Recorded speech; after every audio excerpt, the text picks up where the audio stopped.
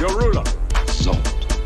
Your lands, your possessions, your very lives will gladly be given in tribute to me.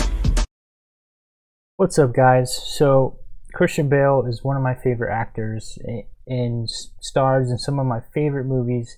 So I thought this would be cool to check out. There's a breakdown. It's like the one that's popping into my head right now is obviously The Big Short, but there's so many others. Let's jump into it. I don't really know how to do the sort of prep stuff without it being somewhat intensive, because otherwise I just don't feel I have the confidence. I always imagine that I'm going to get to set and the director's going to go, I don't even like this scene. Make it up. And I've got to be ready for that. And if I'm not ready for that, I feel very insecure arriving on the set.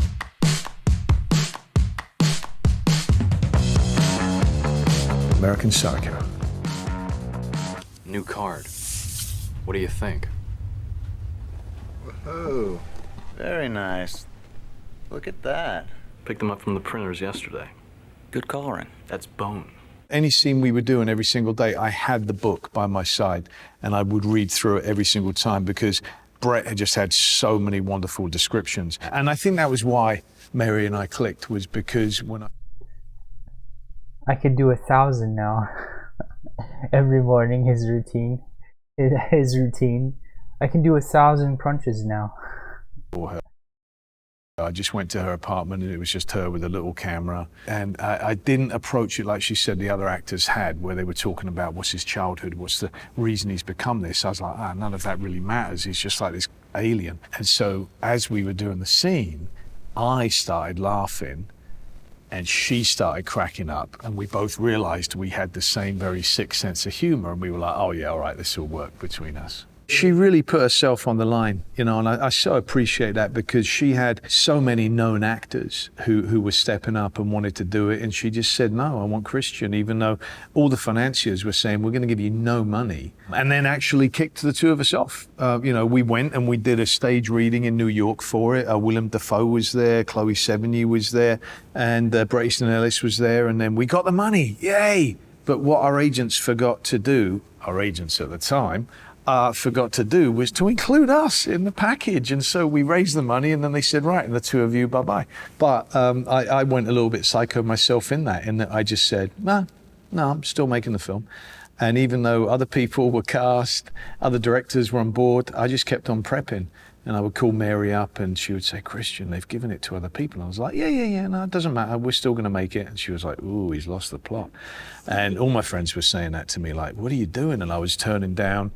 It wasn't like I was getting offered much, but, you know, a couple of projects, not very good ones, I turned them down and kept on going. And lo and behold, look at that. It did eventually come back. So that felt like a great victory. Don't doubt your gut instincts, you know, always listen, always be aware of the style that the director's looking for. But understand, you're always going to bring something unique from anybody else. When there still was the Wall Street trading floors and everything, I went and visited, you know, all different levels of people at Wall Street. But the guys on the trading floor, when I arrived there before making the film, I got there and a bunch of them, they were going, oh, Patrick Bateman, and patting me on the back and going, oh, yeah, we love him. And I was like, yeah, ironically, right? And they were like, what do you mean? So it was always worrying, even back then. But, you know, clearly, look, it's a satire on capitalism in the 80s, and as such is so bloody far-fetched and ridiculous that, you know, to me, I can't help but think it's hilarious. How many of these super rich Wall Street guys love the character so much, and they're so rich they can literally get away with murder, so they recreate scenes from American Psycho. Dude, I can see that. I can see that happening. Like, super rich Wall Street guys, so rich they can literally get away with anything, being such huge fanboys of a movie. So they're like, oh, I'm gonna recreate this. I'm gonna recreate this scene, and I'm gonna put on the raincoat just like he did, and I'm gonna dance just like he did, and I'm gonna put on the song like he did, and then, bah, bah, bah. Because you heard him, he was talking to people. He was like, "Yeah, I love Patrick Bateman," and he's like, ironically, right? And they're like, "What?" Been a big Genesis fan. Ever since the release of their Oh, 1980 album, and especially recreating the scene where he's pointing in the mirror at himself, and he's like, yeah. He's like, yeah. And then Ruin anyone's enjoyment and chasing say that him I'm down not the a huge hallway fan, with the chainsaw. and that they're not life-changing songs. Of course they are, for everyone, right? Come on, when you admit it. For me, music's so much a part of actually building characters as well. You know, like for Amsterdam, David and I were listening to and watching a lot of jazz documentaries, etc. And I use all sorts of different music to help me, you know, get into the mood when I'm working. Because emotion really comes through the ears. You know, something that you notice when you're in the edit room. You really see how you can see the visual.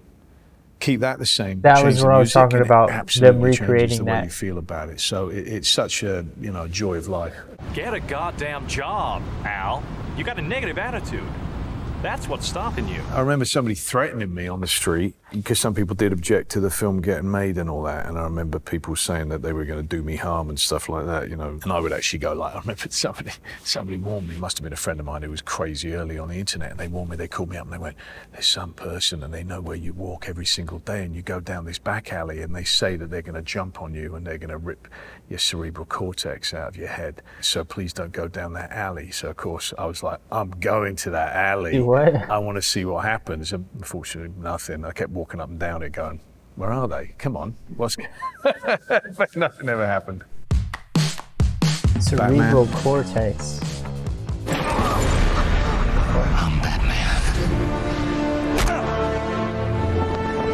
Yeah, what a weirdo, right? Jumping around town at night in a bat outfit. In many ways, in the same way that people were telling me, hey, you can't go play Patrick Bateman, it's career suicide. And I was like, bring it on. I definitely want to do that. Other people also said, hey, you know, if you play Batman, that's it. You're never going to play anything else again. You will always be Batman. And I went, bring it on. Let's see if that happens. Because I just always felt like, look, if I don't have the skill to be able to rise above that, then I don't deserve to either. I absolutely know and cherish the fact that that will be the role I'm probably remembered for most, you know, ever. He's an iconic, you know, larger than life role. But I don't view it really as, oh, being stopped in the street. For me, it was, I could pay off my house. That's a huge relief, you know. That was a dream of mine since being a kid. True. So I really appreciate that. I thank Chris Nolan no end for that. You know, the experience of actually working with him, of course, and we went on to make, you know, 4 films together. But the fact that that allowed me to make so many other films. You know, for instance, it took Mary a Herculean effort, which I so appreciate, to get me cast in American Psycho. Post-Batman, it got a little bit easier for directors to suggest me and financiers to say, okay, yeah, we'll take him. You've got the wounded child who never moved on from the atrocity and tragedy that happens to him when he loses his parents. And then the kind of monster that represents, you know, all his anger, and that he, you know, concentrates, focuses into this character of the Batman. And then the kind of charade, which is the playboy, apparently vacant and that no one would ever suspect of having any beliefs or causes ever in his life. Most of my recollection of making Batman is sitting doing crosswords by myself. I gotta fix his lighting. This lamp that is making my face way too red hot. Like the lighting is. If you're wondering why the lighting is weird in this video, it's because my kitchen fluorescent tube light, which basically the kitchen light, the fluorescent tubes, is what pretty much gives my whole shitty ass condo any light whatsoever. Without that, it's like pitch dark in here. Even during the daytime of the brightest of bluest sky days, the brightest of sunniest blue sky days, if that kitchen light's not on, the fluorescent tube light, it's pitch black in here. And yeah, so it burned out. So I have to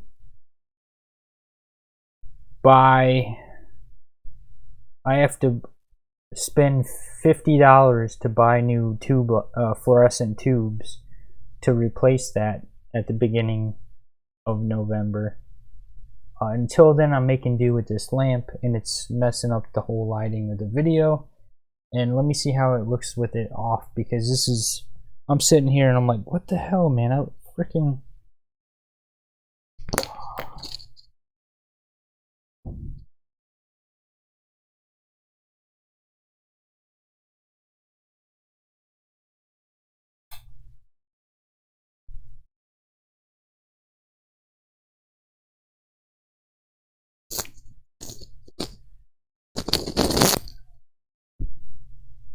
Yeah, and now it's too dark, and now you can barely see me. Well, it is what it is.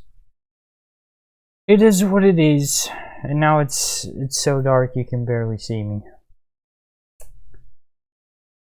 Damn it, and I'm gonna have to restart this whole freaking video all over again now because of this. You know what? Screw it. I'm not restarting. I'm not restarting the video. This will just be part of the video. Oh, Easter egg, or not Easter egg, bloopers. Bloopers. Anyways, the on or off, on or off. Too dark. You can barely see me. You can barely see me. Screw it. I'm gonna turn it on. I'm gonna turn it on.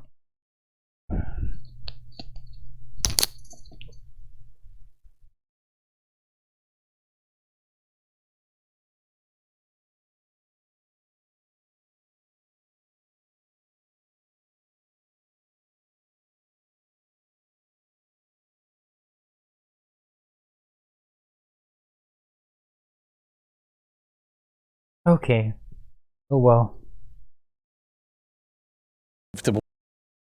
Stuff on because they wanted me ready in 15 minutes at any given go. So I was always sitting there and these things going, 4 down. Hello? Is anyone out there? Come on, I want you to do it. I want you to do it. Come on, hit me. Come on, hit me.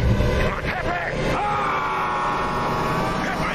Hit me. Heath Ledger, who, oh my God, you know, what a performance, what a pleasure to have gotten to work with him and just to see him, you know, and how much he put himself into the Joker. And I was watching it going, yeah, this is absolutely fantastic. Are we in trouble here? Of when Chris and I first sat down, we said, you know what the problem with Batman is that the villains are always more interesting, right? And so Batman actually, he's very close to being a villain himself. So let's never let him become dull by comparison. And unfortunately, I was sitting there going, I'm feeling a little bit dull by comparison because Heath is just like killing this. And but I'm so proud of that film. I love it. The Dark Knight is absolutely extraordinary, you know, and it was such a pleasure to have gotten to work with Heath. I don't want to kill you. What would I do without you? Go back to ripping off mob dealers? No. You complete me. You're garbage. You kills for money. Don't talk like one of them. You're not. Even if you'd like to be. He was a wonderful go-kart driver, racer. Yeah, we went and raced go-karts, and holy crap, he beat all the stunt guys and everything. He was quick. When we went to the track, we thought, of course, the stunt guys are going to win, and then suddenly Heath wins, gets top place, and then very quietly mentions, yeah, my dad was a go-kart racer. Very talented individual and a great soul to be around. Yeah, I miss him greatly. The Fighter. I never saw this one. Dickie, he's such a character. Like, he makes his presence felt all the time. I mean, I spent so much time hanging out with Dickie beforehand and still in touch with Dickie Jr. Being in Lowell, hanging out with him, going walking around, getting kicked out of bars, having almost every cop stopping and going, hey, Dickie, and then telling me about a story about when they arrested him, going to the boxing gym, jumping in the ring and sparring with him. And oh my God, it's really quite something when you might think you can, I'll be a decent boxer. You spar with other amateurs and whatnot. I've done that a few times, but when you get in the ring with a pro, ooh, bloody hell. I remember one time he was sitting and he was reading the script and I was busy doing something else, and suddenly I see him like stand up and he starts walking over to David, like, oh, and I could see, you know, something had happened. And I went, wait, this ain't good, and jumped over and said, Dickie, what? And just kind of talked him down because it was about sort of, you know, hey, look, when you tell someone's story, you got to tell the good stuff and you got to tell the bad stuff, otherwise there ain't no story there at all. It was the first film that I've made with David, and so getting to understand his process more, and then he's kind of enhanced that as we've made more films together. And I loved it. I loved playing Dickie so much. There were hilarious things, and there was, you know, stuff to do with just sort of almost being shut down by the local cops and things like that. But to me, that's all part of the fun of it. The Machinist. Never saw this one either. Man, he fluctuates a lot.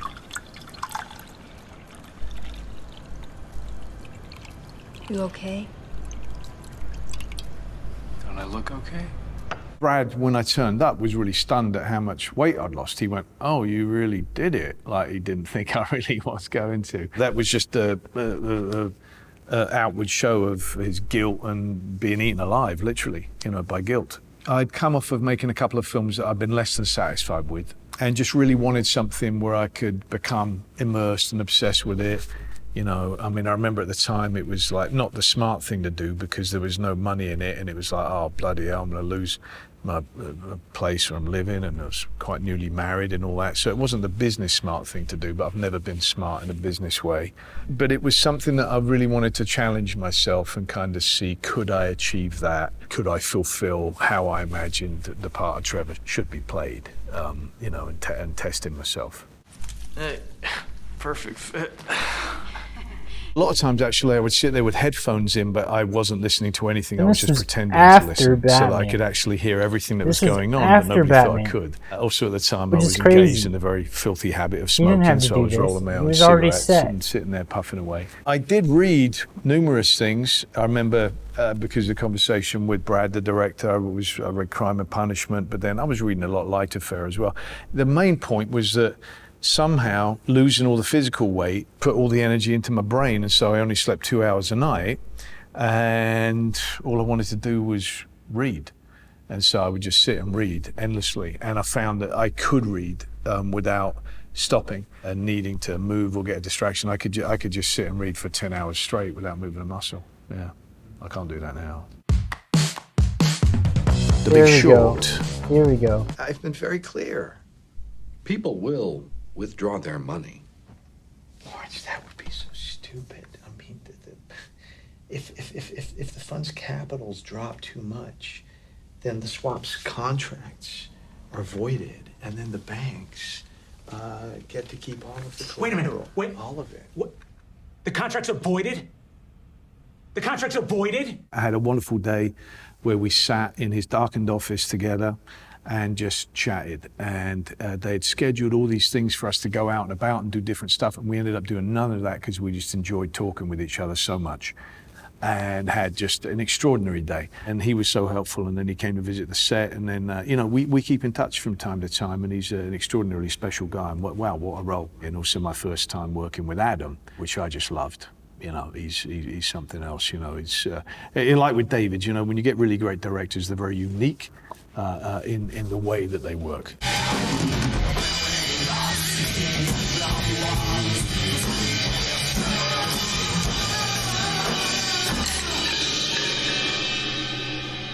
Anyone who plays drums can look and go, Christian doesn't play drums. But that, to me, was not the point.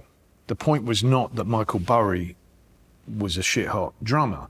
It was that he took his anger out on these drums, and I was just shattering the drumsticks. They were flying across. The crew had to all put shields up because so many of them were flying at speed. Everybody. I love to get to interview people. I love to get to really study them in an obsessive way that you wouldn't get to usually. That's part of the joy of the job for me. Vice. I wonder if he's. Since that. I really wonder if Michael Burry and Christian Bale had any talks about GameStop. I wonder if they still talk together. Based on instinct. I am. People always said that. Yeah. Very different. Very different from your father in that regard. All right, let's dig a bit deeper and go do the very unlikely thing of me play Dick Cheney, which I was like, what? Adam, are you hi? Usually they don't allow special effects makeup artists that much time to prep, but I said, no way, we've got to have, months and months and months to get anywhere close to something that can work here, because it's the movement, He fluctuates. That can't be healthy. People who were He's patient enough with me to just kind of keep going and keep going and keep going until eventually going, all right. Okay, you notice he's only talking about his bangers, the ones that he deems successful, right? He's not talking about like Reign of Fire or etc. But anyways, it's crazy. That can't be healthy for you. He was jacked diesel for Reign of Fire, and then I don't know, was American Psycho after or before that? And then he was pretty jacked for American Psycho too. and then he got even more jacked for Batman Begins and The Dark Knight, and then he shrunk way down for The Machinist, and then immediately after The Machinist bulked all the way back up for Dark Knight Rises, and then shrunk back down, not as skinny as The Machinist, but pretty skinny for The Fighter, and then blew the hell up for freaking Vice when he played Dick Cheney. All those weight fluctuations, dramatic weight fluctuations, cannot be healthy at all, dude. Fully experience working, with Adam. He uses a mic and will kind of just chuck out lines and chuck out ideas and try saying this instead. Not improvising, but suggesting lines and nudging you in the right direction. But you got to be prepared to pivot and be on your toes. Even though Cheney's very not somebody who you would think of as being on his toes. He's very much like flat-footed. But yeah, no, really enjoyed the immersion that took. Even though it was like the 4 hours in the chair and whatnot. I had never believed that it could be possible that I could play him, and to give it a shot it was a wonderful risk.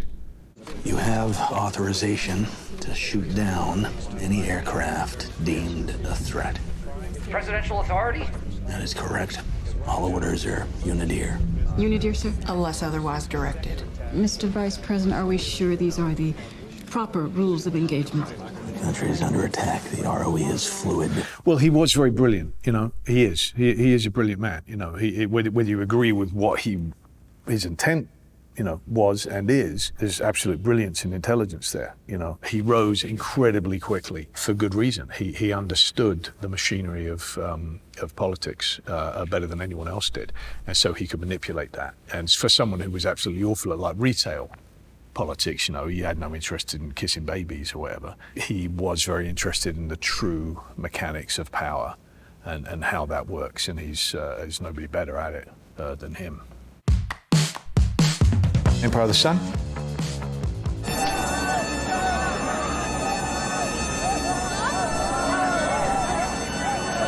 Oh, this one's... Dude, a kid. Damn.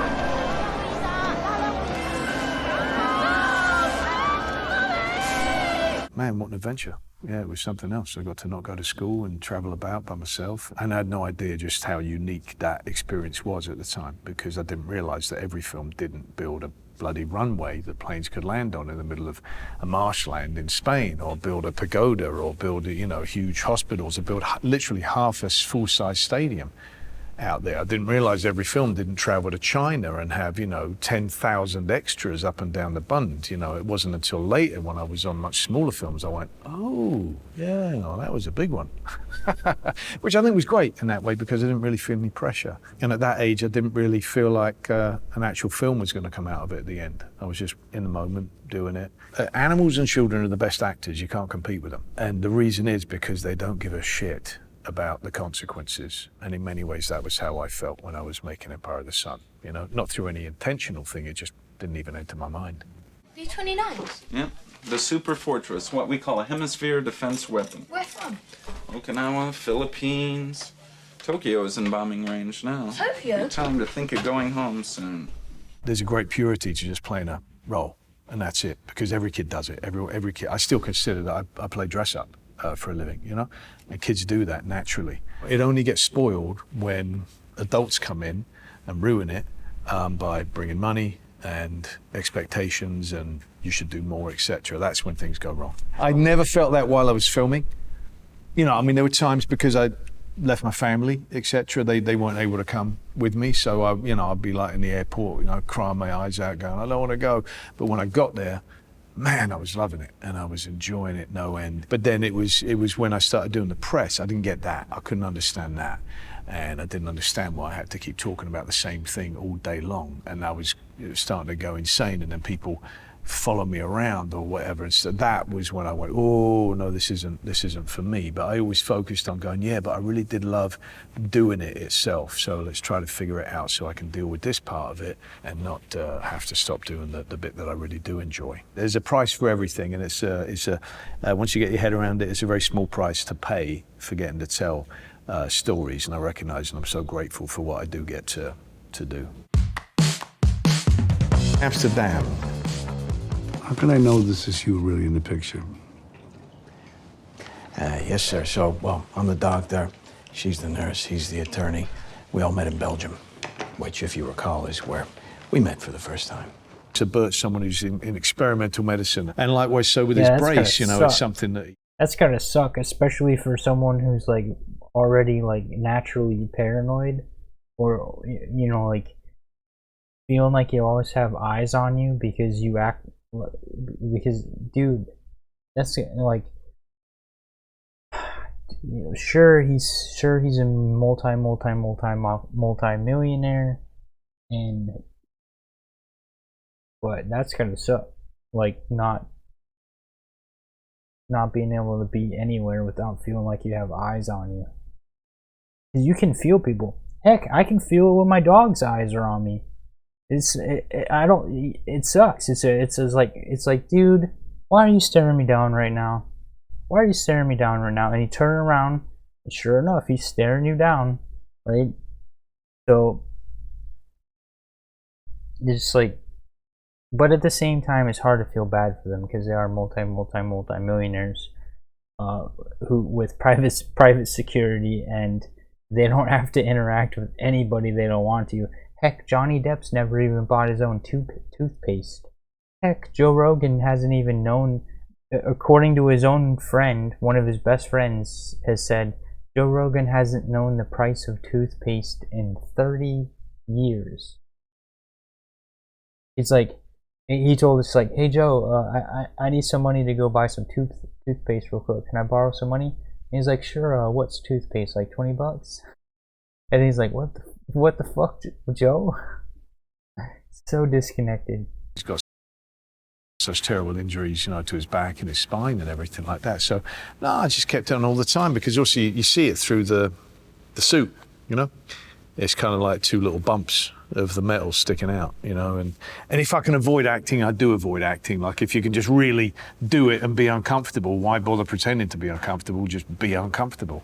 It was a practical thing because, you know, these were very rudimentary back braces, not like anything that you would get today. These were things that he had kind of made himself in the same way that he's working on creating medicine that can help these returning war vets who weren't given a damn bit of help. You know, they were meant I to need be to start doing these during the heroes, day and absolutely again, nobody in the treated morning, them like that. It was so I get some of despicable. that And light they were all flowing suffering in. from PTSD, but nobody Some are all recognised red. that at all, and these terrible injuries, but didn't have the right painkillers or anxiety pills or whatever. David and I, we wanted to create characters that we loved, that we wanted to hang out with, characters that just refused to be beaten down by life, despite everything that life had thrown at them, that they remained optimistic, refused to be cynical whatsoever. Eyebrows up was kind of our mantra. Where is my eye, Harold? Right here. Yes. You leave me here with this invalid when you know very well that I think she should be hospitalized. It's for her own good. I do remember that both of them looked a bit shell-shocked on the very first day of work because they hadn't worked with David before. We'll film the script, but then he will just throw different lines at people, or he'll just change the lines. No, don't you say that, you're going to say that now.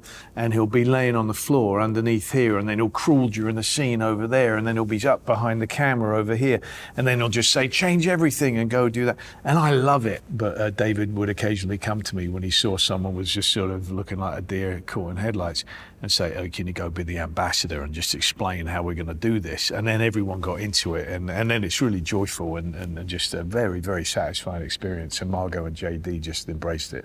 You know, and then I would go off and, you know, I'd telephone him and go, I sound like a stalker, but I'd be like, there's a dude I'm following down the street. Oh my God, he's fantastic. I'm going to use this for Bernie. He's like, great. And then I'd tell him that. Mannerisms from different people, attitudes, you know, it was all kind of very baked in and over years. So what's wonderful about that is that by the time you're actually filming, it's really in your bones. Pale Blue Eye.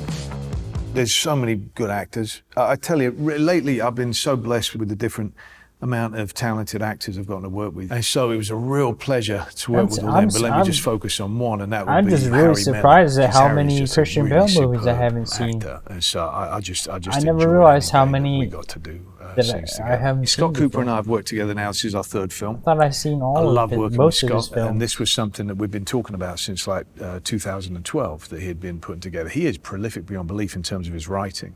He went and did different things. I went and did different things, but just the period of it, the gothic sort of crime nature of it, the sort of fun origin story of Edgar Allan Poe and what might have made him into such a master of the macabre, and why he was so comfortable and enjoyed that way of thinking and trying to think about, okay, well, what let's create a character that could have inspired all of that, and that also keeps in the vein of an Edgar Allan Poe story itself as well. So, and I think Scott's done a superb job again with that.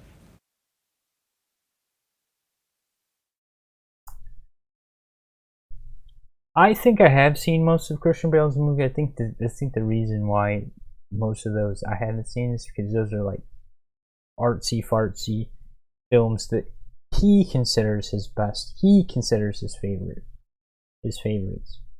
My favorites are obviously Batman. Then The Big Short, which I really think that's interesting that he hung out with Michael Berry and still, I'm assuming he's not lying, that he still keeps in touch with him. And if that's true, I would love to hear the conversations they've had about GameStop. And how cool would that be if Christian Bale reprises his role as Michael Berry when they make the GameStop movie, the real GameStop movie, not all these other bullshit movies they're making. They've had like 7 documentaries, and now they got this new feature film with Seth Rogen and the dude who played the Riddler and some other, what's his name, I can't remember, called Dumb Money. They're putting on, so they did 7 documentaries about it. Now they're doing a feature film about it, starring Joe Rogan and other famous celebrities. It's like, the story's not even over. So why are you so convinced, or so why are you trying to convince everybody that the story's over by pumping out all these movies to like try to cement history in people's minds when the story's not even over? When the story is over, it would be cool if Christian Bale reprised his role as Michael Berry, who had a big, and still does have a big role in this whole GameStop thing. The only reason he sold all his games, he was in it in 2020 before the event. I'm gonna call it the event, the sneeze, because it wasn't a squeeze. The SEC said it wasn't a squeeze. So the sneeze event happened in January 2021. He was in it in 2020. And he sold only because he didn't want any more problems. He didn't want any more problems of the FBI giving him a hard time. Because it's crazy. If you watch The Big Short, you'll know this at the end, when they didn't care about anything he warned them about until after it happened, and after it happened, all they did was give him a hard time. And he's like, nope, I don't want to. The system is so rigged that this dude is like, hey, listen, there's a problem here, and then they're like, oh, you know what, we're gonna just give you a hard time. And like they even recently, I think in 2021, they, over the GameStop thing, they sent him another subpoena, right, just to give him a hard time. And they gave him such a hard time after 2008. They gave him a huge hard time. Anyways, that would be cool if Christian Bale reprised his role. And obviously, American Psycho. What else? He was really good, and I'm surprised that he didn't mention this one in his list. But he's really good in that Christopher Nolan Magician movie. I can't remember the name of it. But anyways, this video's been really long, and I'm sorry if I've been distracted during this video. But the whole lighting thing has just been really bugging me this entire video, and it's like I can't do anything about it until I buy the new fluorescent tubes, and I can't do that just yet. So it is what it is. But I appreciate you guys for watching this video, and I appreciate if you like the video and subscribe if you're not subscribed. And I appreciate you following me on Twitch as well, and it definitely helps me in the algorithm and YouTube. And I'll catch you guys in the next video. Peace out.